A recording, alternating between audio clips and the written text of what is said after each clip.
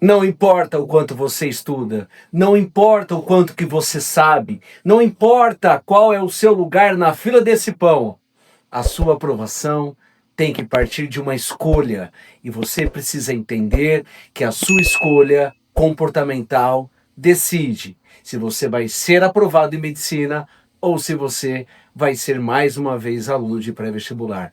Fica comigo nesse vídeo que hoje Eduardo Dias do Médio Educador aqui no YouTube eu vou te mostrar o que isso significa.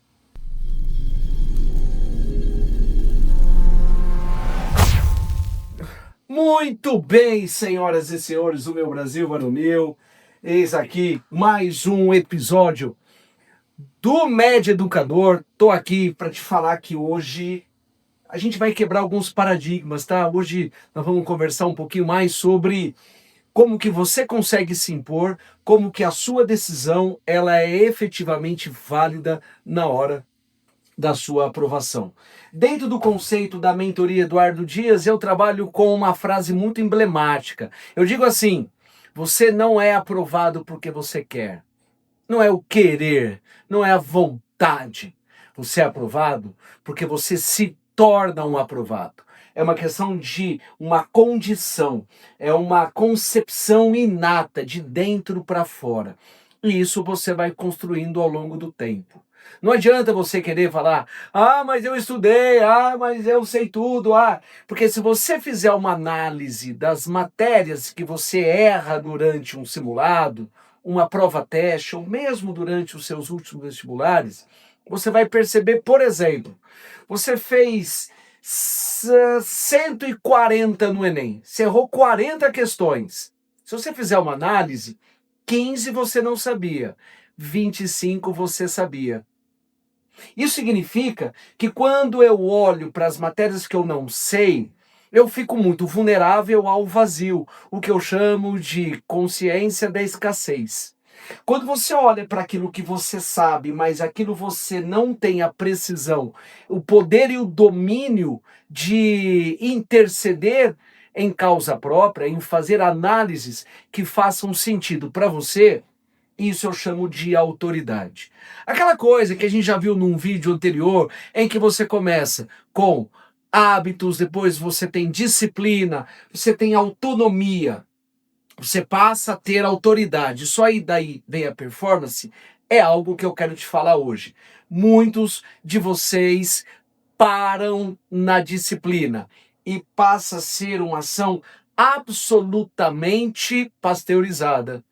Ó Sócrates, estudo logo existo. Ó mundo cruel, é o vestibular que é insano, é a prova que é infiel, é não sei o que me prejudicou, é a questão que estava mais difícil, é o mundo que resolveu agir contra mim.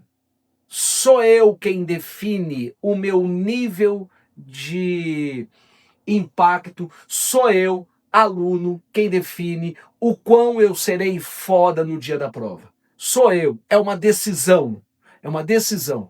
E quando eu passo a ter autonomia não é libertinagem, tá? A autonomia ela vem depois que você já tem um padrão de estudos e consegue customizar a partir de um plano de trabalho onde que você sabe onde você pode mexer. Com autonomia vem autoridade. Eu manipulo de uma forma de capacidade as minhas notas. Mas por que eu tenho que querer? Né? Por que eu tenho que querer? Outro dia eu gravei o capítulo do proibidão da revisão, né? E você deve entender que quando eu não tenho revisão, eu me obrigo a ter uma condição de empenho maior. Por que eu já não tinha essa obrigatoriedade, esse ímpeto antes? Porque eu não quis. Porque a minha decisão era me basear na revisão, porque eu sei que ela é uma muleta e sei que eu não preciso me empenhar, porque eu sei que daqui a pouco vai vir uma determinada mecânica que vai me salvar. Eu preciso trabalhar com um plano A exclusivamente. Então eu preciso querer, eu preciso me impor, eu preciso chegar que nem Júlio César e dizer: vini, vidi, vici, vem, vi, venci. Porque o meu comportamento de ser aprovado só depende de mim. Uma das técnicas que eu apresento né, é o fracionamento da prova. Eu dei uma prova para uma aluna e disse assim: você vai fazer o Enem do segundo dia com 90 questões de matemática e ciências da natureza, separando 9 questões a cada meia hora. 9 questões, para um pouquinho. 9 questões, para um pouquinho. 9 questões, para um pouquinho. Ela ia repetir essa dose de fracionamento 10 vezes. 9 para, 9 para, 9 para, e assim sucessivamente. Cada 9 ia demandar 30 minutos. Cada 9 questões, 30 minutos fazendo a prova na sequência. E o intervalo entre cada uma tinha que ter, no mínimo, os mesmos 30 minutos. 9, meia hora, para meia hora. 9, meia hora, para meia hora. 9, meia hora, para meia hora. Ela ia estudar 10 vezes meia hora, 5 horas, e ia ressignificar o seu estudo por mais 5 horas. Ou seja, ao longo do dia, ela estaria comprometida com 10 momentos de 9 exercícios e 10 momentos de estudo desses conceitos. Aí eu perguntei assim para ela: se eu te der uma prova do segundo dia do Enem com 90 questões, você é capaz de gabaritar? Ah, não, né, Edu? Gabaritar 90 questões? Pensa comigo, né? Poxa, eu falei, quantas você faria? Ah, umas 150, né? E ela estava ainda super otimista. 150, tal, não sei o quê. Eu falei o seguinte: e se eu te der 9 questões?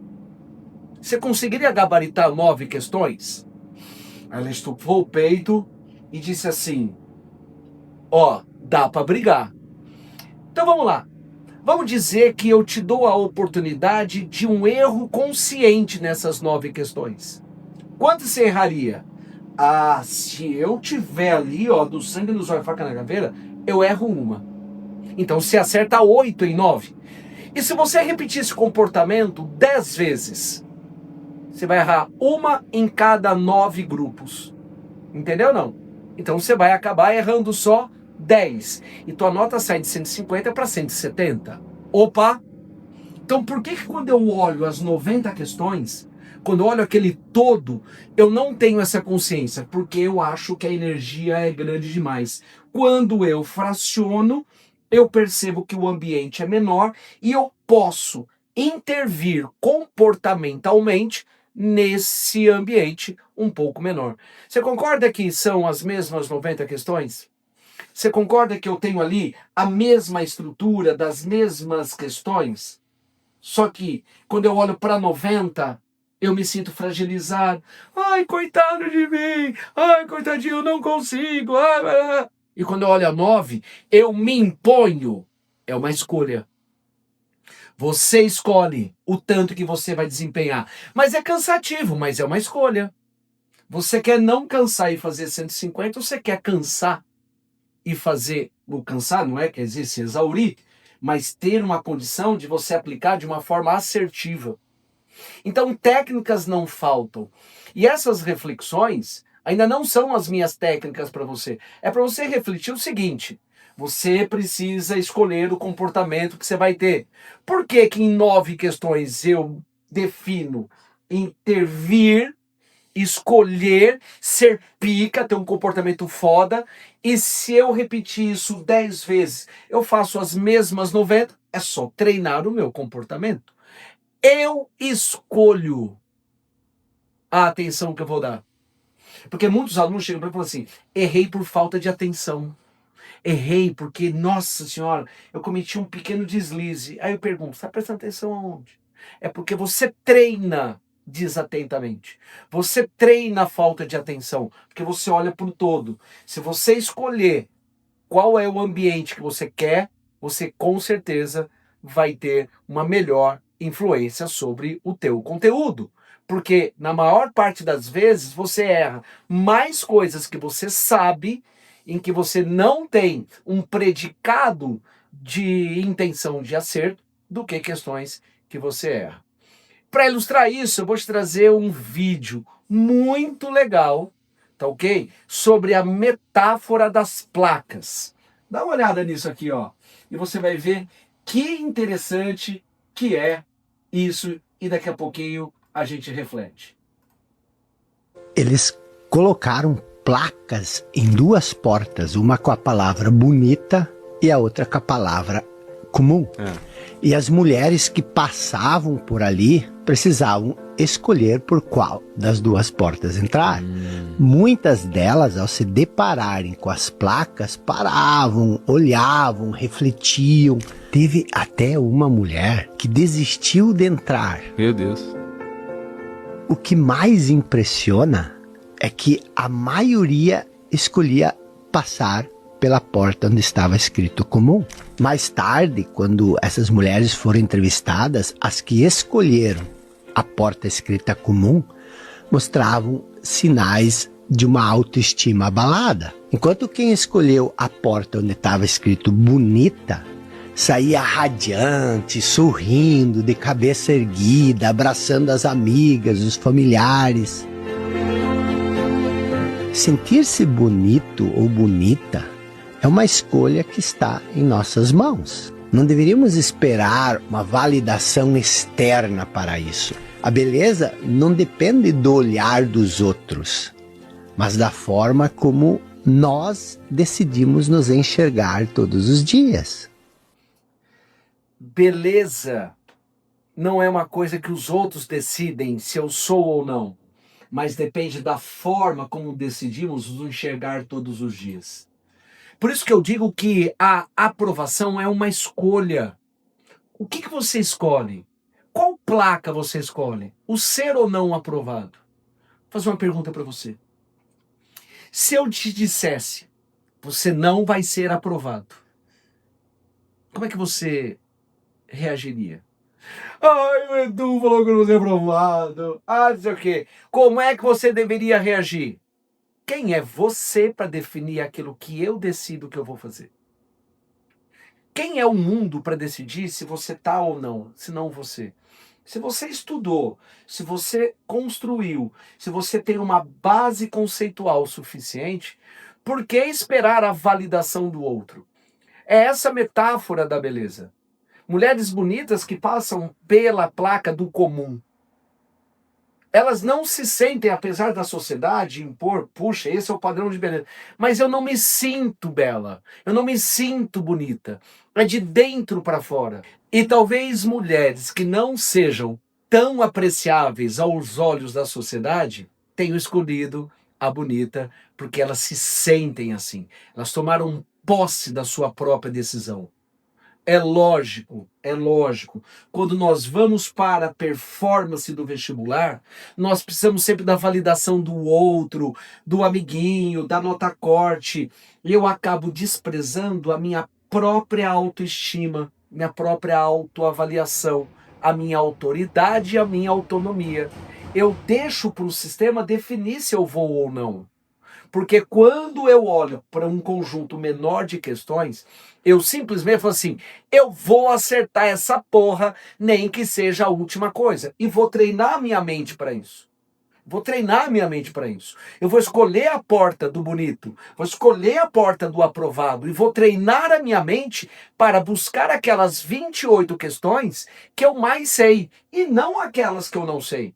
Edu, então quer dizer que não é para estudar? É para estudar. Mas até estatisticamente, a gente tem essa intenção de olhar mais para o que eu não vejo, mais para aquilo que eu não sei, do que para aquilo que eu simplesmente não percebo. Então, essa metáfora das placas é muito importante para que você não caia na mesmice de achar assim, ai, coitado de mim. Se você decide que você não vai ser aprovado, você com certeza não vai ser aprovado.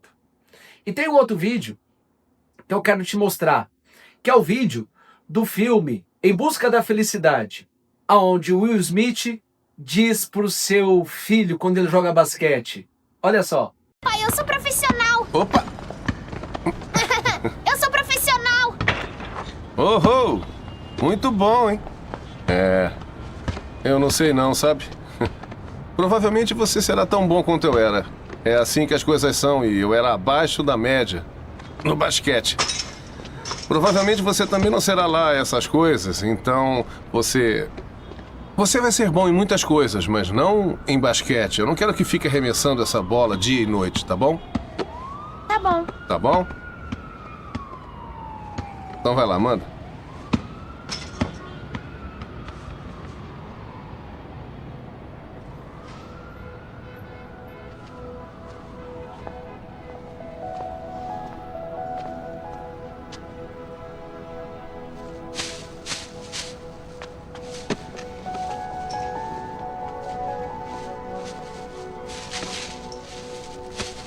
Ei. Nunca deixe ninguém te dizer que não pode fazer uma coisa. Nem mesmo eu. Tá bem? Tá bem. Se você tem um sonho, tem que correr atrás dele. As pessoas não conseguem vencer e dizem que você também não vai vencer.